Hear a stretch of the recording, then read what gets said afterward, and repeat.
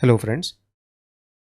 इस सीरीज़ में मैं आपको बताने वाला हूँ किस तरीके से लैरावेल को सेटअप किया जाता है, उसकी बेसिक्स क्या है, किस तरीके से हम एक एप्लीकेशन बिल्ड करने के लिए हमें क्या-क्या करना चाहिए और इन सब चीज़ों के ज़रिए मैं एक बेसिक एक्सपेंस ट्रैकिंग की एप्लीकेशन बनाने वाला हूँ। शुरू करेंगे हम एक बेसिक लैरावेल के सेटअप के साथ, जिसके साथ हम डेटाबेस को जोड़ेंगे और फिर हम फॉर्म्स बनाएंगे, उसकी वैलिडेशंस करेंगे। लेकिन पहले पार्ट में हम कोई भी जावास्क्रिप्ट नहीं लिखने वाले हैं। फिर जब वो पूरा एक्सपेंस का CRUD बन जाएगा, फिर हम सोचेंगे कि किस तरीके से उस पूरे एप्लीकेशन में हम जावास्क्रिप्ट ला सकते हैं, कहाँ हमें बेनिफिट्स मिलेंगे, और फिर हम देखेंगे इनर्शिया जेएस किस तरीके से हमें ये करने में मदद देती है। शुरू करते हैं सेटअप के प्रोसेस के साथ। अब मेरे लैपटॉप पे PHP का वर्जन 7.4.6 है, यानी कि अभी तक का जो लेटेस्ट वर्जन चल रहा है वो मेरे लैपटॉप पे मौजूद है।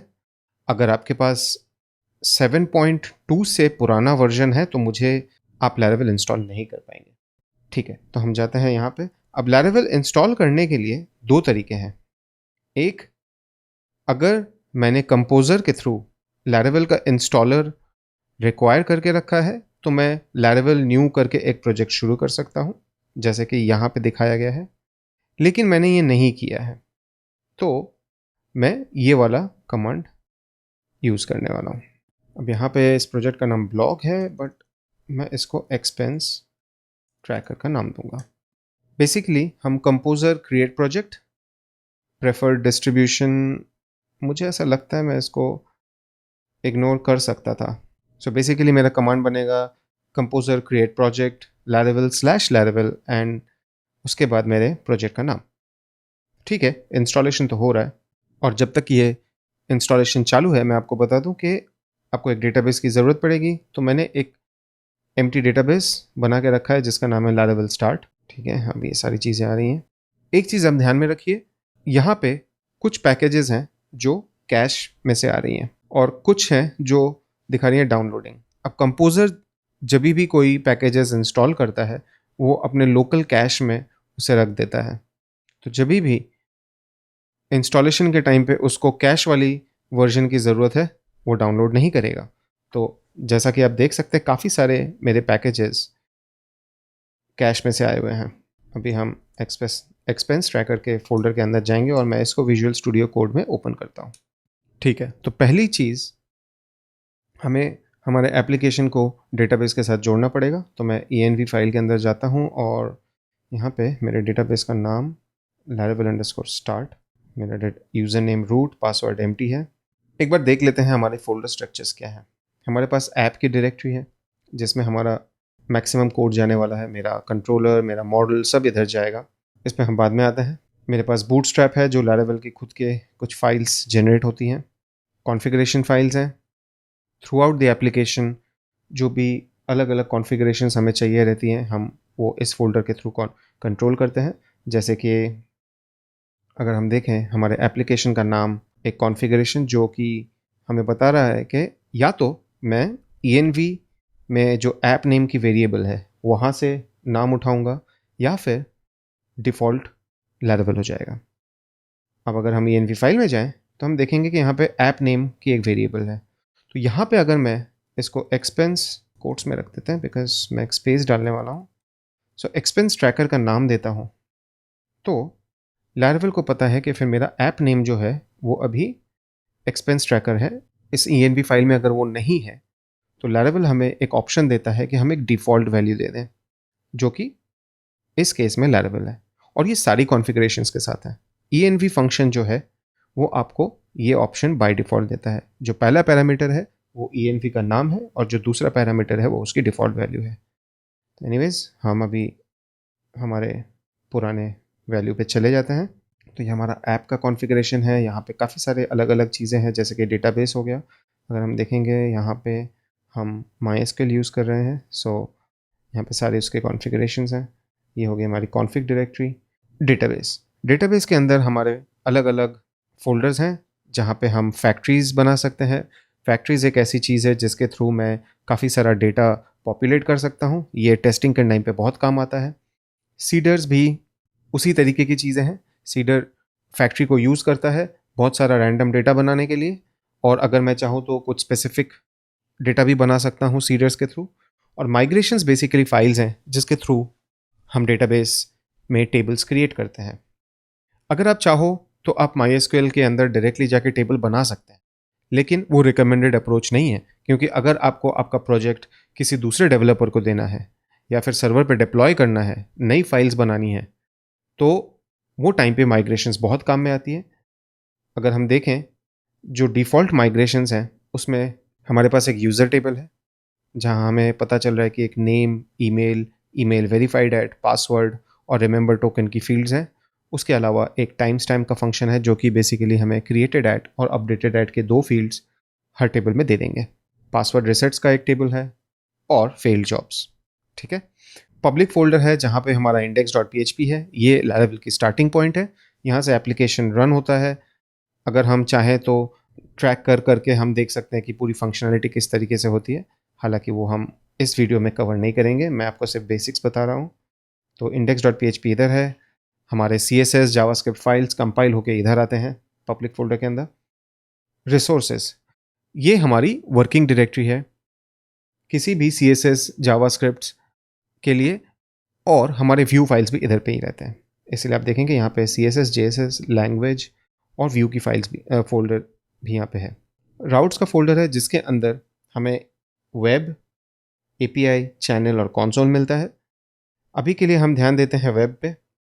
कोई भी URL जो ब्राउज़र से हमें हिट करना है वो हम web.php के अंदर डालेंगे। कोई भी API URL, यानी कि अगर हम किसी भी AJAX के थ्रू डेटा लाने की कोशिश करेंगे तो हमें API.php में वो ऐसे API राउट्स बनाने पड़ेंगे। स्टोरेज का फोल्डर है जहाँ पे कुछ कैशिंग रिलेटेड फाइल्स Laravel बनाएगा। लॉग्स यहाँ पे बनते हैं, लॉग्स के अंदर एक laravel.log करके फाइल बनेगी जब हमारा एप्लीकेशन पहली बार लॉग जनरेट करेगा। और ऐप के अंदर एक पब्लिक करके फोल्डर है जहाँ पे कोई भी फाइल क्रिएट होने वाली है जो पब्लिक फोल्डर के अंदर मैप होके हम यूज़ कर सकते हैं। देन वी हैव टेस्ट जहाँ पे हम PHP यूनिट और Laravel के थ्रू सारे अपने हमारे टेस्ट लिखेंगे। और वेंडर बेसिकली हमारा वो फोल्डर है जहाँ पे सारे पैकेजेस अवेलेबल हैं। ठीक है, जो भी कंपोजर से इंस्टॉल होता है वो वेंडर के अंदर जाता है। बाकी सारे फाइल्स हैं जैसे एडिटर कॉन्फ़िग, जो कि हमें एक टेक्स्ट एडिटर को बताता है कि इंडेंटेशन कैसी होनी चाहिए वगैरह वगैरह। env बहुत इंपॉर्टेंट फाइल है, यहाँ पे हमारे सारे सीक्रेट्स रहते हैं।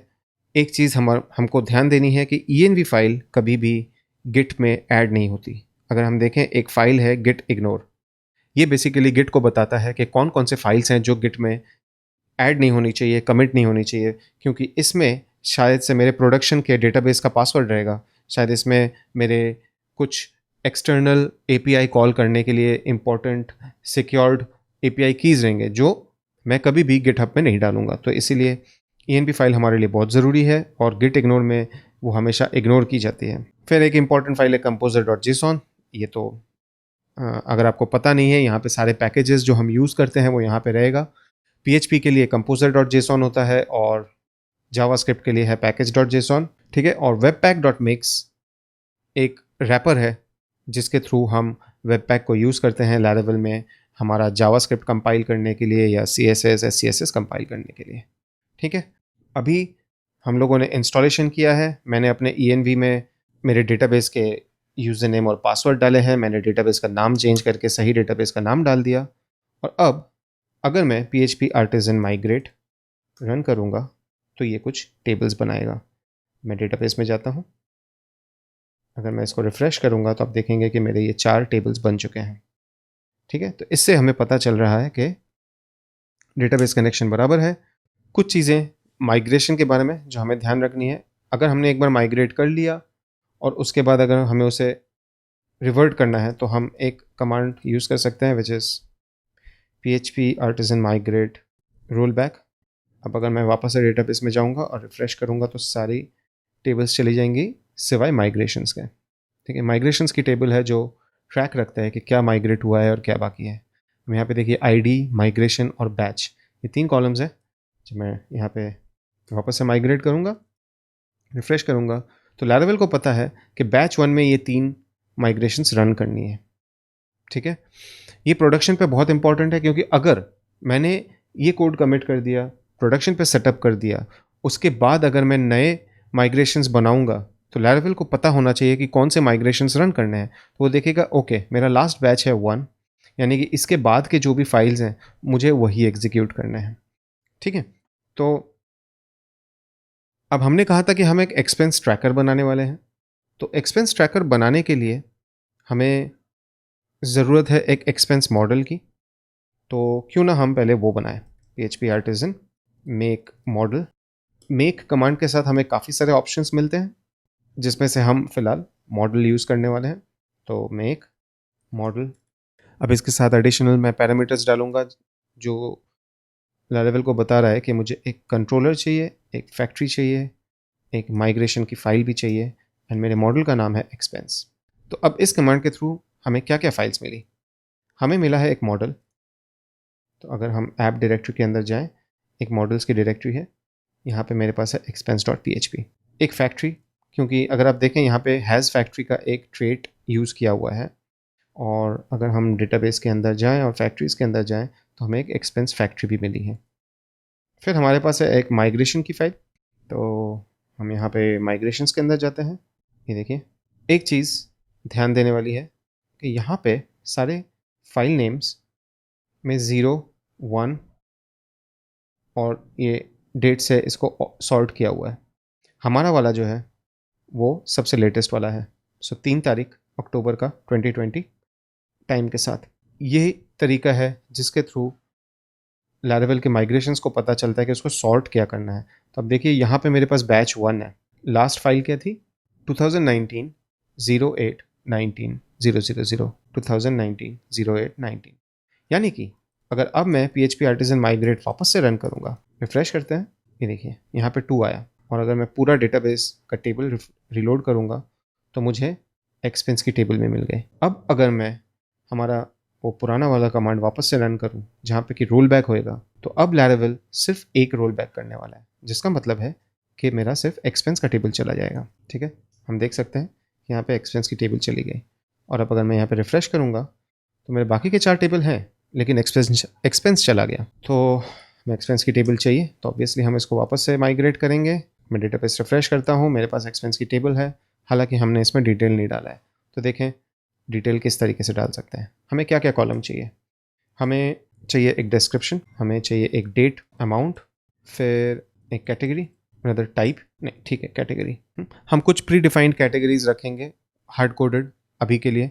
आप उसको बाद में टेबल में भी डाल सकते हैं, बट ठीक है, आई थिंक फॉर नाउ हम लोग कुछ हार्ड कोडेड कैटेगरीज के साथ ही डील करेंगे, जैसे कि medical, house hold, travel, food और मिसलेनियस। हम लोग मान के चलते हैं कि यही 4-5 कैटेगरीज है। हमने डेट ले लिया, हमने अमाउंट ले लिया, डिस्क्रिप्शन, यूज़र आईडी रख देते हैं अगर हमें मल्टीपल यूज़र्स के एक्सपेंसेस ट्रैक करने हैं, और टाइम स्टैम्प्स तो हमारे पास रहेंगे। मैं सोच रहा हूँ और कुछ ज़रूरत है कि नहीं। ट्रांजैक्शन किस तरीके से हुई थी, विच इज़ क्या हमने कैश में पे किया था, क्रेडिट कार्ड या बैंक अकाउंट। सो ट्रांजैक्शन, अगर हम एक बार डॉक्यूमेंटेशन रीड करें तो हमें माइग्रेशंस बनाने हैं, तो हम माइग्रेशंस के अंदर जाते हैं, देखते हैं माइग्रेशंस के डॉक्यूमेंट में हमें क्या क्या मिलता है। स्क्वॉशिंग माइग्रेशंस ये सब हम बाद में देखेंगे।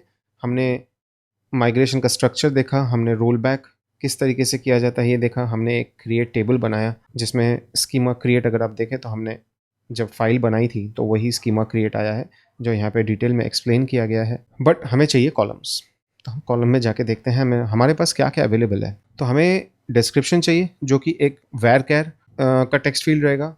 अब वैर कैर यहाँ पे है एक string, so varchar equivalent column with a length.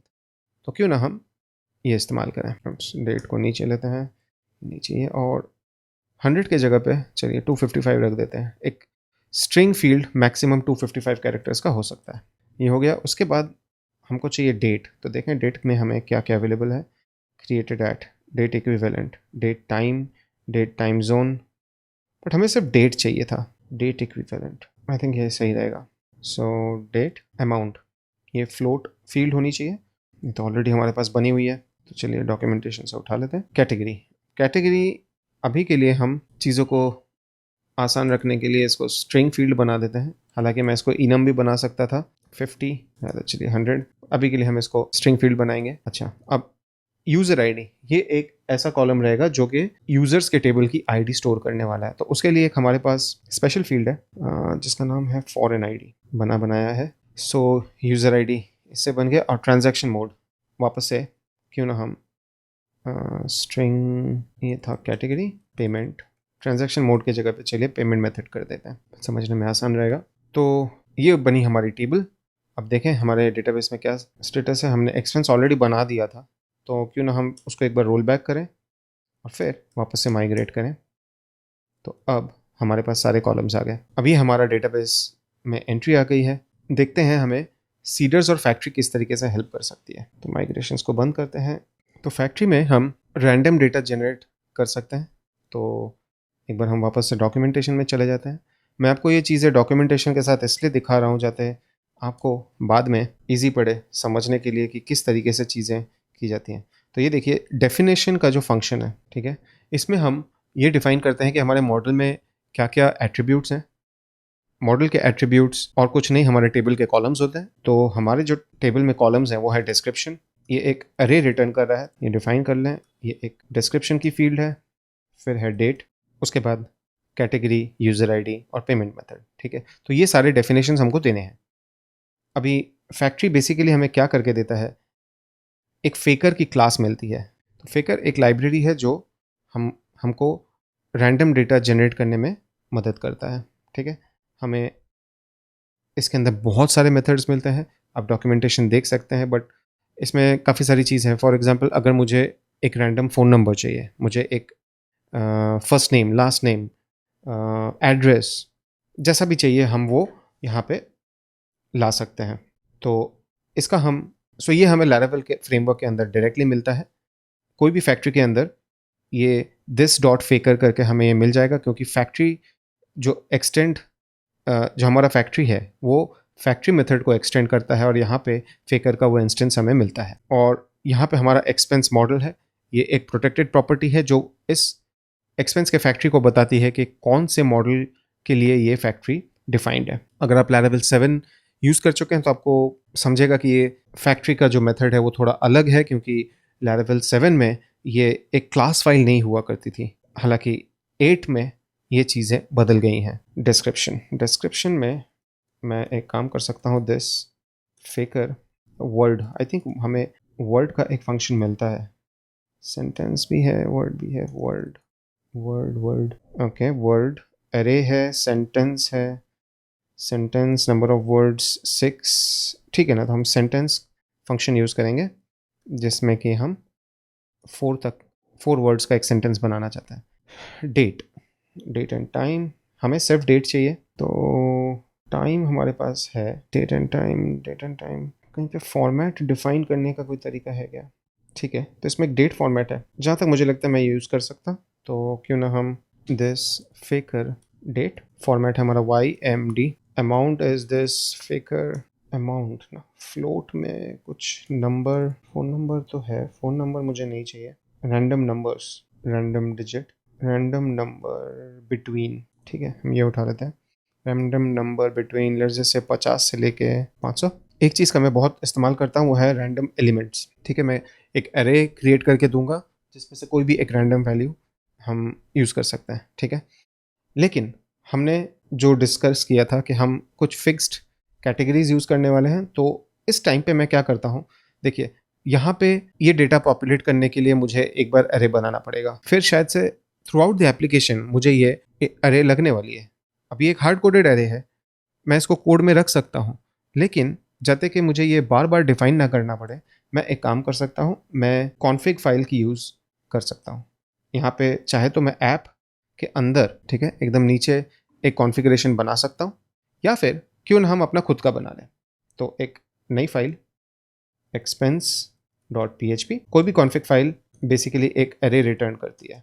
इस एरे के अंदर हमारे पास रहेगा एक्सपेंस कैटेगरी का एक की, जिसके अंदर वापस से एरे ऑफ एलिमेंट्स है, सो हाउस होल्ड, ठीक है, ये हमारा एरे है। हम क्या करने की कोशिश कर रहे हैं, ये अरे हम यहाँ पे यूज़ करेंगे। सो एक्सपेंस, अब कोई भी कॉन्फ़िग फाइल की कॉन्फ़िगरेशन उठाने के लिए हम कॉन्फ़िग फंक्शन का यूज़ कर सकते हैं। ये लारावेल का हेल्पर फंक्शन है। अब यहाँ पे मुझे थोड़ी बहुत हिंटिंग मिल रही है। ये विजुअल स्टूडियो कोड का लारावेल का प्लगइन है जो मुझे ये सब हिंट्स दे रहा है। मुझे पता है मेरा एक्सपेंस के अंदर डॉट एक्सपेंस कैटेगरी की मुझे चाहिए। ठीक है, यहाँ पे अब मेरे पास ये अरे मुझे मिल जाएगी। ठीक है, 1 2 3 4 5 कीज़ की अरे है जिसमें से मैं रैंडम एक कोई भी एलिमेंट उठाना चाहता हूँ। तो मैं यहाँ पे this फेकर random elements, okay, hints मुझे नहीं मिल रहा है, मुझे एक ही चाहिए, यूज़र आईडी। चलिए इसको हार्ड कोड कर देते हैं 1 पे। हालांकि हम इसको दूसरे तरीके से भी हैंडल कर सकते हैं, बट अभी के लिए चीज़ों को सिंपल रखने के लिए हम वापस से यूज़र आईडी हार्ड कोड कर रहे हैं। और पेमेंट मेथड भी हम एक कॉन्फ़िगरेशन एरे बनाएंगे, क्योंकि ये भी एक फिक्स्ड सेट है। मैं नहीं चाहता कि ये 3 वैल्यूज़ के लिए और ये 5 वैल्यूज़ के लिए मैं कोई डेटाबेस एंट्री बनाऊँ, सो इसलिए कॉन्फ़िगरेशन ही सही है अभी के लिए।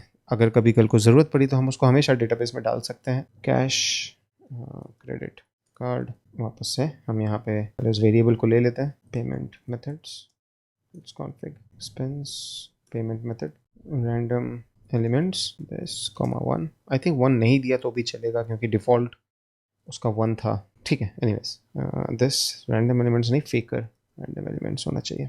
तो अब जब मेरी ये फैक्ट्री की डेफिनेशन कंप्लीट हो चुकी है, अब सीडर्स में जाके डिफ़ॉल्ट सीडर्स, अब मेरे पास 2 तरीके हैं। या तो मैं डिफ़ॉल्ट सीडर्स में भी डेटा क्रिएट करने की कोशिश कर सकता हूँ, या फिर मैं और एक सीडर बनाऊँ, जैसे कि PHP आर्टिसन मेक। यहाँ पे अगर हम देखें हेल्प के थ्रू, अच्छा तो वो वही देता है। ठीक है, यहाँ पे सीडर है, तो मैं यहाँ से एक सीडर बना सकता हूँ और मैं सीडर का नाम दूंगा, ये स्ट्रक्चर है यूज़र फैक्ट्री ना, तो मेक सीडर एक्सपेंस सीडर का ये एक नया सीडर हमारे पास आ गया।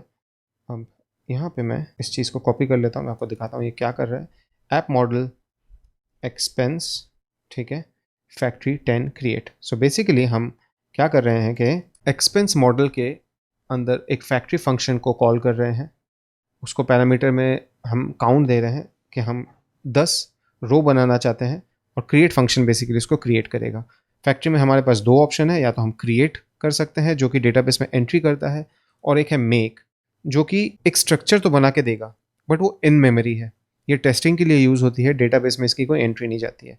जब हम टेस्टिंग करेंगे तब हम देखेंगे कि फैक्ट्री मेक किस तरीके से इस्तेमाल की जा सकती है। अभी के लिए तो हम क्रिएट ही कर देंगे। ओके, और एक्सपेंस